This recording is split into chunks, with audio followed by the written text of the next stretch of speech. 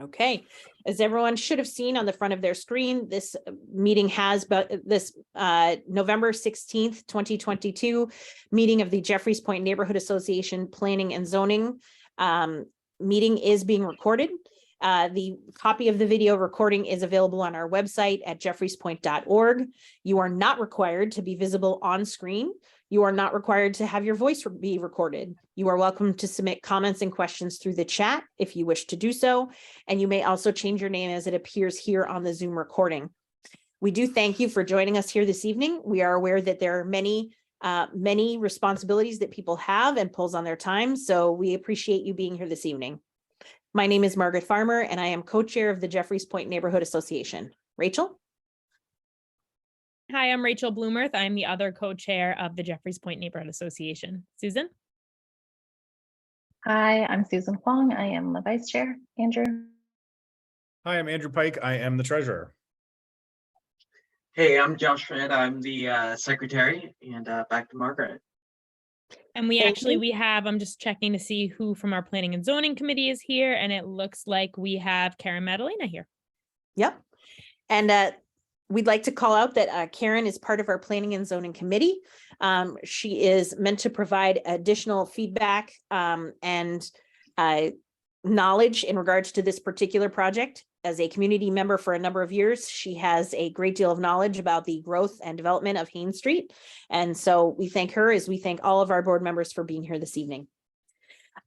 Just a reminder that the JPNA, I'm only going to make one or two quick announcements, I promise. The JPNA is having our holiday gathering on Monday, December 12th. It will be at the Jeffreys Point Yacht Club, where we are returning to after several year hiatus due to the COVID-19. Everyone is welcome. This is meant to be a holiday gathering and an opportunity to meet your neighbors, meet the people that we call upon at the city for assistance on a regular basis. Traditionally, this has been a dinner potluck. We've decided to make it more of a dessert potluck. Some of the feedback we've had, especially from parents, is that it was extremely difficult to ask young children to hold off until 7 p.m. to have dinner. So we've decided that it's dessert and it's going to be a little more casual. We will have crafts and other activities for the kids to entertain themselves with. So this is meant to be extremely family friendly. If you have any questions, please email us at board@jeffreyspoint.org. We're happy to talk about either the holiday gathering or any questions you may have. A reminder that in addition to the recording, the meeting minutes from this particular meeting, as well as the results of any votes that are taken in the future, are always posted on our website at jeffreyspoint.org. This evening, we have had a change to the agenda. 1 Everett Street has asked to be postponed until the future. And just to let everyone know, we will not be having a planning and zoning meeting in December. So the next planning and zoning meeting will be in January. I do not know the exact date off the top of my head, but we can certainly let you know that at the end of the meeting. That gives us one project this evening. This is 4 Haynes Street. This evening will be the second time we'll be seeing this seeing a presentation. Excuse me. The proposal is to combine 2 existing lots to create 1 new lot, which would have the formal address of 4 Haynes Street. The proposal is to erect a new building for new construction with 4 units and 3 parking spaces. The developer is Peter Ryan and Thomas Walsh, and they are represented this evening by Drago and Toscano. And I believe I saw Matt Eckel. So I am under the impression that he will be the one who is presenting this evening, as traditionally that is the case. If that is not the case, please let us know and we will introduce who the person who's doing the presenting. Matt, is it you? Good evening, Margaret and board members. Yes, it is. I have the honor. Okay, take it away, Matt. Great. Well, thank you for having us back. We appreciate it. My name is Matt Eckel. I'm an attorney with Drago and Toscano here on behalf of 4 Haynes Street. Also with us are the owners and developer, Peter Ryan and Thomas Walsh, as well as our architect, Adam Glassman.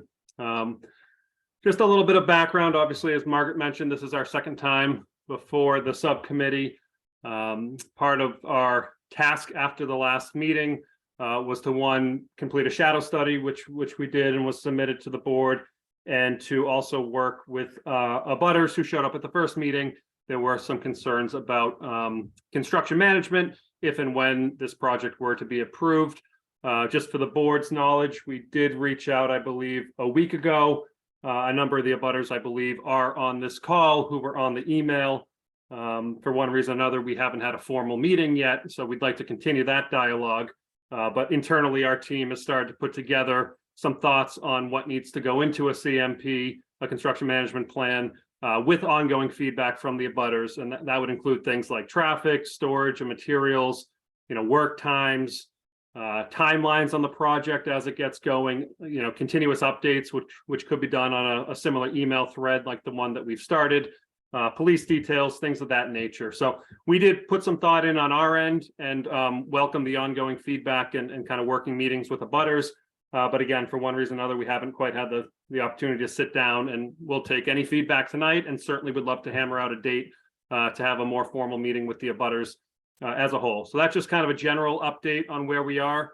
In terms of the presentation and the project, it is the same as the first meeting. I'll happily go through the entire presentation, but we haven't made any physical changes to the project as we didn't hear a whole lot of feedback on that last time. So I'll just jump into it, and if the board or abutters want us to kind of jump ahead and talk more logistics and not do the full presentation, I'm happy as well. But for the time being, we can go to the next slide. I already did the introductions. Sorry, Margaret. Matt, can you do a quick review, just because if there's anyone, especially abutters who are here tonight who may not have joined us previously, it's not. I'm not saying you have to go into every minute detail, because certainly they can ask questions, but if we could do a quick overview of the project, that would be great. Thank you. Yes, absolutely. So we'll skip around on the slides a little bit. So I already did the team introduction, so we can skip ahead a bit. Margaret read this into the record, but essentially what we're trying to do is combine two existing lots to form one lot to be known as 4 Haynes, with a total of 4 dwelling units and 3 parking spaces. The 3 parking spaces would all be at grade, at ground level, in an interior parking facility. Zoning subdistrict is a 3F 2000, and our lot is 1,800 square feet. Next slide. This is just a BPDA map. We can skip ahead. We'll do 1 or 2 context photos and then kind of get into the plan. So there's just an aerial shot. This is, you can keep going. This is just Haynes Street at the intersection. Aerial view. Right now, this parcel is, or 2 parcels actually, do not have any structures on them. So you can see it under the yellow arrow there. Next slide. This is just the full zoning analysis. I'll happily come back to this if people want, but in the interest of time, we can skip ahead for now and get to the floor plans. 1 more slide, please. Great. So yeah, this is the first floor. So what we're proposing here is the main entrance on your far left, where you can see the door going in to the stairwell. We will have a place for a proposed lift to go up to the 2nd story. You can see the 3 parking spaces there kind of at the middle of your screen, labeled parking 1, 2, 3. I will point out we have proposed kind of a large garage. There was a question about maneuverability and cars coming in and out.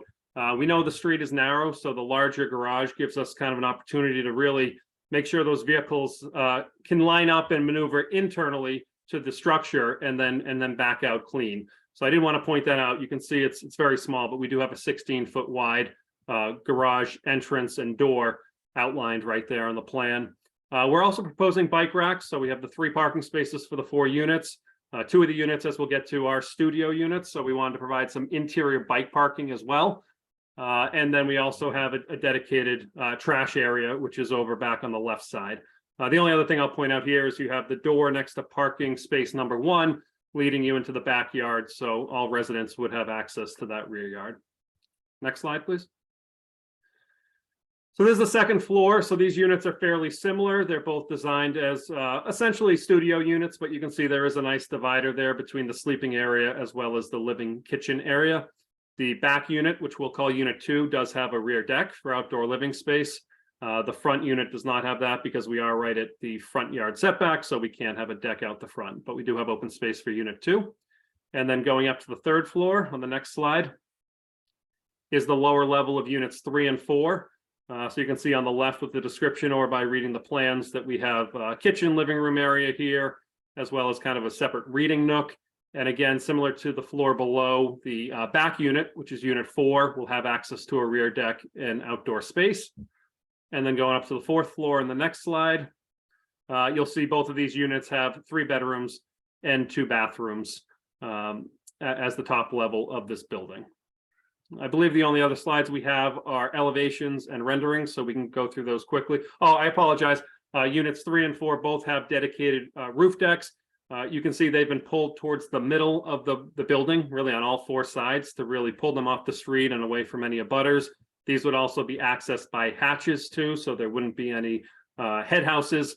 And then the condensers would also be proposed to be adjacent to those 2 roof decks. Next slide.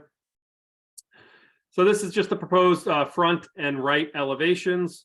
The front looks very similar to the rendering on the cover page, obviously less detail here than on the rendering itself, but gives you an idea of that double kind of wide garage, as well as the Juliet balconies in the front, which won't be accessible, as I mentioned, because there is no place to put a full deck.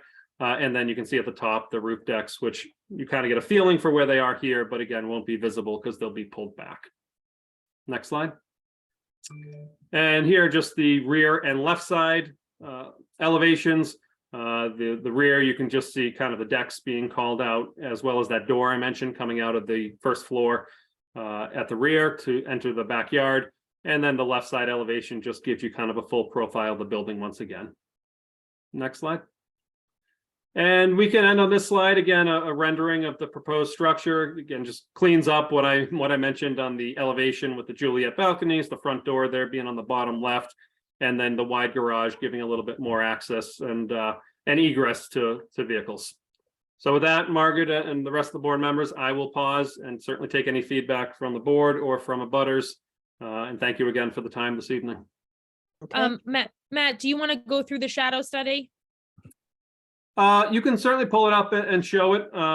You know, I'm not going to say it's conclusive what the shadows will be. You can pull it up. It's we have Adams on as well, our project architect who did it. But basically, what the shadow study shows is obviously it will create some shadows. There's no building there now. We are proposing a 4-story building. But here on this first slide, basically on the left side is the existing, and then the right side is the proposed. So once you get the proposed building on this slide, you can see there will be some shadowing onto that lot to the left. It doesn't extend as far as the sidewalk of the street, but it does provide shadows on that vacant lot to our left. Next slide. Again, here, summer solstice at 1 p.m. You can see we are going into our backyard and starting to creep into the rear abutters yard, but pretty much lines up with the shadows as you go down Haynes Street. You can see there on the image on the right, we're pretty much matching up with those shadows being created by other buildings along the street. Next slide. Here again, not to belabor the point, but on the left is existing, no shadows caused by our lot because there's nothing there. And then as you go to the right side, you can see similar to the previous time frame, but a little bit more of an angled shadow going into some of our rear abutters backyard. Again, though, this kind of just lines up with what's there, except we're now filling in the missing tooth, so to speak, on the lot. Next slide. Here you can see, again, we'll just stay on the right side because that's the proposed. So again, we'll be filling in some shadows. This would be the fall equinox at 10 a.m. Going on to the abutter to the left on that vacant lot, and starting to creep a little bit to the property at the end of the street on Sumner Street, which is on the other side. So we're filling in some of the shadows there. Next slide. Again, I hate to sound like a broken record, but it's creating some shadows here into our rear yard and the rear abutters. You know, not going too far, lining up with kind of the abutters on Haynes Street and their structures. So I'll happily go through every slide, but I think the conclusion for the shadow study is we're not going to say we're not creating any shadows. Obviously, we're putting a building where there is not one now. But because a lot of the existing buildings are 4 stories along this side of Haynes, our shadows really are, you know, in line with what's the norm, and not having any head houses on top of the 4th story and accessing those roof decks by hatches, you know, really keeps those shadows to a minimum. Great, thank you. I'm going to read, there are only 2 abutters who registered within prior to 24 hours who are eligible to speak out loud. Those abutters are, give me one second. Chandra Gardner and Caitlin Wallace. If you would like to speak out loud, please feel free to raise your hand. I will call on you to unmute. Otherwise, questions can go through the chat. I'll start that unless Caitlin, did you want to? Yeah, go ahead, Caitlin. Well, Yeah, Rachel, so- just to jump in for 1 minute, I know there are, and I know there's the rules of the group, so I don't want to change those, but I know there are some abutters as well who are on our working email. So we would value any opinion from them, either verbally or through the chat. Yep. But we definitely want to continue that conversation with them as well. Great. Go ahead, Caitlin.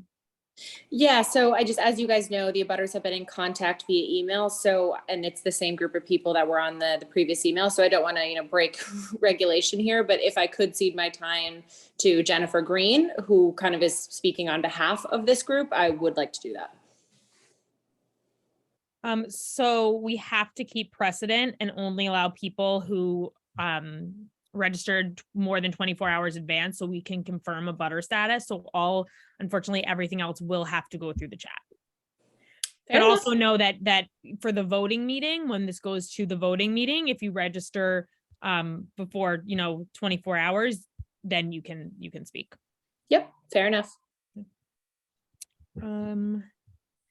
Okay, so I'm going to go to the chat now. Resident says, was wondering if we could hear more about what is currently on the lot, parking, open space, and what the thought process is behind asking for a variance for 4 units and 3 spots. Is there a possibility of a spot for each unit? Sure. So right now, the 2 lots are vacant. There is a curb cut. It was under common ownership with the building to the right, but they are vacant and predominantly paved. So not a lot of green space as is. We'll actually be creating a nice, 10-foot rear yard with the building and some landscaping. In terms of the parking ratio, our goal was to, we looked at trying to get 1-to-1. It's just, it's too tight to try to get that 4th car. We'd really have to use every last inch of the building's footprint and kind of get up against the rear yard and have no open space. So the thought process was we do have the 2 studio units, which will be, less occupied than the units above. So likely each of the 3-bedroom units would have a parking space. And then one of the studios perhaps have the 3rd. And then obviously the idea being that someone in the other studio would know there's bike parking, but not actual on-site parking, which could dictate who wants to inhabit that unit. So we did look at all options. It is a tight lot, and we just wanted to provide some open space and not kind of be too intrusive on our rear butters. So that's really where that design came from. What is the square footage for the studio units? They are 543 square feet each, I believe. Let's give it a couple, another minute or so. Nothing else in the chat right now, but. And again, just to not belabor the point again, but to abutters on who aren't speaking, we did have that email go out last week. We do welcome your feedback. We'd like to meet either on site or Zoom as well. So Jennifer, I know you have some comments if you want to share them on the email or we can set up that meeting, but we do look forward to meeting with people. And can I just, Jennifer or anyone else, maybe just raise a hand or nod of the head if you did get that email, only because we didn't get a response. We just want to make sure it went up. So I have some stuff in the chat from abutters who were on that email. Okay. Someone said he represents some of the immediate abutters, and we reached out to Jeff Drago and the developers to inform them that we will be working on a draft construction management plan. We have been hard at work doing so and plan to deliver those points to the developers early next week. We also would like to schedule a Zoom abutters meeting with the developers, but have not been able to schedule a time. Okay. Great feedback. Thank you for reading that, Rachel. Again, we just wanted to make sure that our communications were being heard since we didn't hear back. So that's good to know that that's underway. And yeah, we look forward to working on that with the abutters. Follow up to an earlier question, is if there is not enough space for 4 parking spots, should we do 3 units? Yeah, I mean, obviously a valid question. We're seeking the 4th unit and we looked at kind of all options. We do like having the idea of, 2 3-bedrooms and 2 studios to kind of have a variation of the units. So we'll certainly look at it, but we have put a lot of thought into it already. And that was kind of where we ended up. Another abutter said the facade is essentially flat, which is unwelcoming and lacks visual appeal. Recent development has been thoughtful. 7 to 11 Haynes have stepped in entry, brick and dormers. 16 and 20 Haynes have Orioles stepped in entry. What can be done? We will certainly, again, our architect is on, Adam Glassman, I believe, unless we lost him. He designed the building. We like the look of it, but we can certainly look to add some architectural features. You know, we have the Juliet balconies to kind of break up the flatness of the facade, but that's something we can easily look at and maybe add a little more character. We'll do our best to add more interest and animate it a little bit more and try to make it less flat. Absolutely. More follow-up questions from earlier. You mentioned it was paved. Are people parking there now? On the lot? That I don't, you know, it's designed as a parking area. There is a curb cut. I'm not sure the current parking. I don't know if Peter or Thomas can speak to that. If it's been used recently as parking, I don't know as of today, the use. Thomas? Yeah, guys. Yeah, there is parking there. I think the family in number 8 uses the spaces. Okay. The question, is this zoned for 3 or 4 units and 3 or 4 floors? I believe it's a 3F, right? It is a 3-family district, and yes, you're allowed 3 stories, 35 feet. We're proposing 4 at 39 feet, 6 inches. You know, precedent doesn't allow you to get anything as of right, obviously, but this portion of Haynes Street does have a lot of 4 stories, which is why we thought this would be a good place, you know, within Jeffrey's Point where it might fit. Okay. Resident asked that you commit to putting in a street tree. We have no problem at all committing to trying. We just need to make sure that the city has certain guidelines in terms of clearances and everything. So we'll have to check the sidewalk widths and make sure it's realistic, but if possible, that's not an issue at all. Okay. And just another resident just chimed in there and said tree canopy is almost non-existent. The city of Boston published the urban forest plan. East Boston has a 7% tree canopy and Boston overall 27%. Developers have a responsibility. Can tree boxes be added to Haynes Street and Orleans Street? Trees are critical to balance the impact of new development and climate change. So I think residents would very much like to see some street trees. Another resident asked how many spots cars are currently parking there, and it's 2 to 3 cars are using that lot right now. Let's see. A main concern of abutters is maintaining passage on Haynes and not losing parking during construction.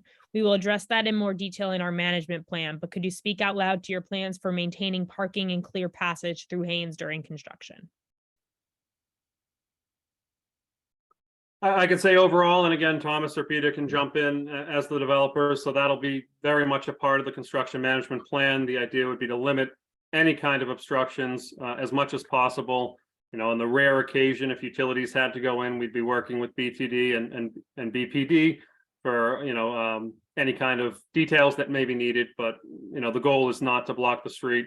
I don't want to say at all, because if it, you know, construction dictates we need a day to do it, then obviously that'll have to happen. And we'd love to give everyone as much notice as possible. But that can certainly be further flushed out in our CMP and our working group with the abutters. Another question, can you help us understand why we should support a project that is going to take away so many parking spots? The cars parking there are now going to be on the street and it's already so hard to park. Yeah, it's a valid question. You know, obviously they are separate parcels as is right now. So I'm not sure if that parking, there's a curb cut. I'm not sure if it's been official legal parking, but it's probably been there for years. So we understand that will put a few cars back on the road. You know, again, we'd love to add even more parking, but to do so, we're either keeping it as a parking lot as it is, or kind of using up the whole footprint of the building, which is something we did not want to do. Another resident would like to propose off-site parking for construction vehicles and deliveries. So certainly one of our bullet points for the CMP will be, you know, coordinating deliveries, and we'll be coordinating appropriate parking, most likely off-site. So again, not to sound like a broken record, but we will continue to flush that out, and everything that you're saying right now, we're listening to and can go into a plan to minimize any disturbances on the street. Another resident is asking, how do I get involved with the abutters? Is there a contact person? Sure. So any one of us can be, certainly you can take down my email. If you want to put it in the chat and Yeah, Rachel, you you want to can throw read it it in the too. chat? Yeah. If you want to put the person's email in the chat too, we can just add that to the email list, and I can also read mine aloud right now. Mine is MECKEL at Hold on one second. DT. Sorry, 1 second. I have to. Yep, no problem. Do you want to just throw it in the chat? I can do I it can myself. Yeah. Copy and paste it. Yeah. Okay. Karen Madalena, since you are a member of the Planning and Zoning Subcommittee, if you want to speak out loud, you certainly can. Yes, I would suggest that you eliminate one of the studio apartments. Parking is very tight down there. One particular resident who's lived there for years. When she's a senior citizen, when she wants to go out, she has to plan her day to enable her to find a parking space. And I think that would be very considerate on your part to eliminate one studio apartment. Thank you. Thanks, Karen. We will certainly look at it. I mean, based on the square footage, if we combine those two lots, it would probably become a 3-bedroom unit, to be honest, and that might even encourage more density. The studios tend to attract, maybe one person, maybe two, but we'll certainly look at that. And it's good feedback. Thank you very much. Are these scheduled to be rentals or condos? These are rentals. Okay, let's see. We'll take one or two more. Can you please comment on concurrent plans for 10 Haynes, parking, snow removal, street distribution, etc.? Are you guys working on 10 Haynes as well, or is that different? I believe that was already renovated, but again, I might be speaking out of turn. So Tom or Peter, if you want to jump in, if there's anything. For some reason, your shadow study stated 4 to 10 Haynes Street. I'm not sure why it said that. But... Yeah, I think that's just because it was under common ownership. So I don't think there's anything ongoing or planned for the future. But Thomas, I see you unmuted, so why don't you jump in? Yeah, no, 10 Haynes was actually renovated last year. Let's see.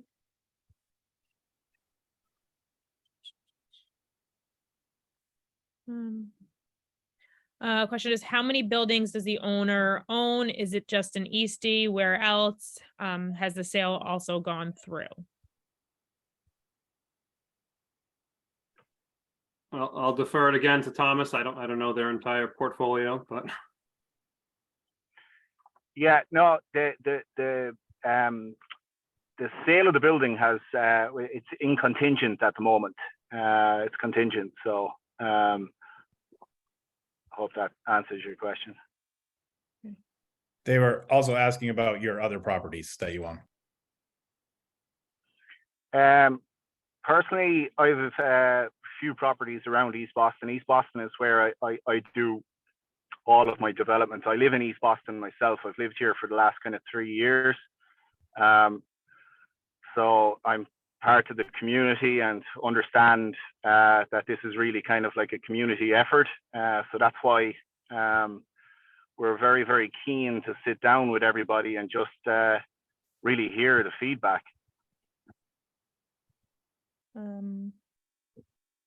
Another question. Have you been in touch? Excuse me. Yeah, go ahead, Karen. Mr. Walsh, did you own the property on Cottage Street? Cottage Street. No, I don't have any properties on Cottage Street. Had No. you at one time owned some property on Cottage Street? I think you need to be more specific, Karen. It's a pretty broad question. Cottage Street's. Okay,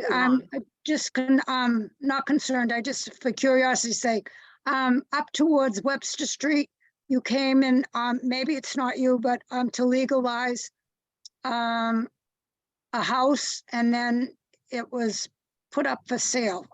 Just curious. No, Karen, no, it wasn't myself. No. Karen, I think you might be confusing two different properties there. Because so there's another gentleman who owns I think it's maybe 30 Cottage Street. Yeah, who also has an Irish accent, which might be Yeah. the part that's That's why I confusing was you. asking. yes, because different person though, yes. Mr. Walsh said, I was asking because of the Irish accent. Thank you. Yeah, no problem at all. I try to Americanize my accent over the years, but it's hard to get rid of the Irish accent. It's very charming. Well, thank you. Let's see. Let me just see. Yeah, Have if been you in touch- presented in front of, instead of Matt, we would have made you go on like twice as long. We only have a minute for more questions. So, have you been in touch with Paul Paolo, who owns the corner lot on Haynes and Marginal and whose garden abuts the lot? I personally haven't, no. Abutters requested a list of ISD violations against the developer in the last 5 years, and the developers said they were working on getting that list. Can you provide an update on that? Thomas went to ISD and the only thing on record were some Saturday permit violations, which, you know, anyone who does business in the city, those are fairly common because you have to put in for them by a certain time and then pay for them, and sometimes the paperwork gets lost. So I don't think I have a detailed list, but the only thing that came up were off hours permits that weren't finalized for one reason or another. Another resident said, please take the tree out of the rendering. It's not accurate. Yep. We will update that. We know we heard that at the last meeting, but we just used the same presentation this go around. So we will update that. Just see. All right, I think that is it. So Margaret, you can wrap up. Okay, just to remind everyone, in approximately a week, the notes from this meeting, along with the recording, will be placed on the jeffreyspoint.org website. They are publicly available to everyone. The next voting meeting we have is in January. The board will gather along with the members of the Planning and Zoning Committee here this evening to discuss next steps. But if it is going to go for a vote, the earliest it would be January. And again, everyone is welcome to the holiday event that is scheduled for December 12th at the Yacht Club. As always, if you have any questions, concerns, or comments, please contact us at board@jeffreyspoint.org. And we appreciate you for being here this evening. Thank you and have a great night. Thank you. Thank you, Margaret. Thank you, everyone, for having us this evening. Thank you.